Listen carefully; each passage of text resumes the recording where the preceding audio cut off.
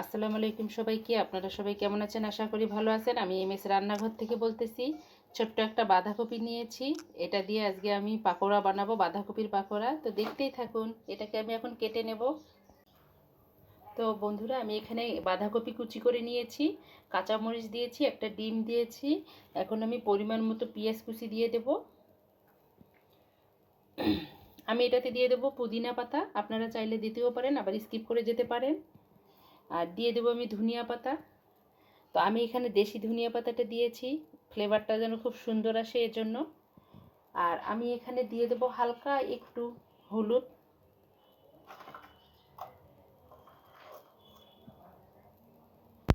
বেশি হলুদ দেওয়া যাবে না, তাহলে হলুদ হলুদ গন্ধ করবে।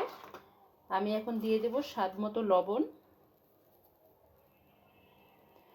আর একটু আমি অ্যাড করব গরম মশলার গুঁড়াটা। তো সব কিছু দেওয়া শেষ হয়ে গেল। আমি এখানে হালকা একটু ময়দা অ্যাড করব, আপনারা চাইলে বেসন অ্যাড করতে পারেন। আমি ময়দাটা নিলাম। এখন আমি এটাকে ভালো করে মেখে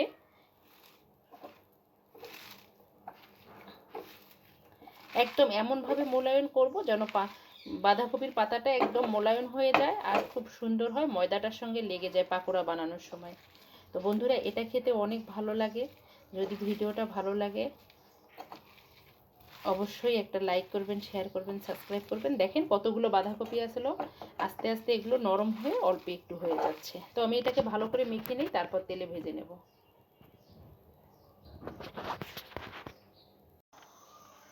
আমি মেখে নিয়েছি। আমি একটা লাস্টে ম্যাগি মশলা অ্যাড করতেছি, এটা দিলে খুবই টেস্ট হবে খেতে, বাচ্চারাও খেতে যাবে। আর পুদিনা পাতার ইয়েটা তো খুব সুন্দর আসতেছে, পুদিনা পাতার স্মেলটা। তো আমি এখানে কড়াইতে গরম তেল দিয়ে দিয়েছি, তেল গরম করার জন্য। এখন আমি এটাকে ভেজে নেব।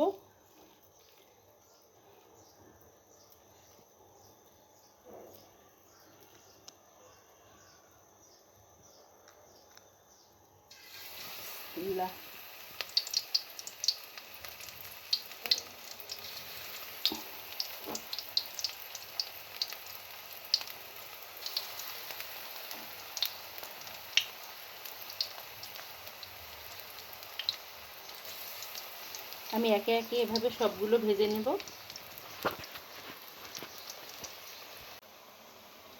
তো বাঁধাকপি তো এমনিতেই নরম, এই যে হয়ে গেছে, আলতো আছে ভেজে নিতে হবে যেন পুড়ে না যায়। আমি উঠিয়ে নিচ্ছি, এরকম করে সবগুলো ভেজে। তো এই যে রেডি হয়ে গেল বাঁধাকপি ডিম দিয়ে পাকোড়া, সুন্দর একটা পাকোড়া। আপনারা চাইলে বাসায় এটা ট্রাই করতে পারেন। এটা খেতে অনেক ভালো টেস্ট লাগে।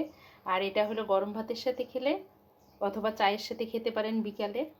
অনেক সুন্দর একটা পাকোড়া হয়ে গেল রেডি। যদি ভিডিওটা ভালো লাগে লাইক করবেন, শেয়ার করবেন, সাবস্ক্রাইব করবেন। এমএস রান্নাঘরের সঙ্গেই থাকবেন। আজকে এ পর্যন্ত। আল্লাহ হাফেজ। আসসালামু আলাইকুম।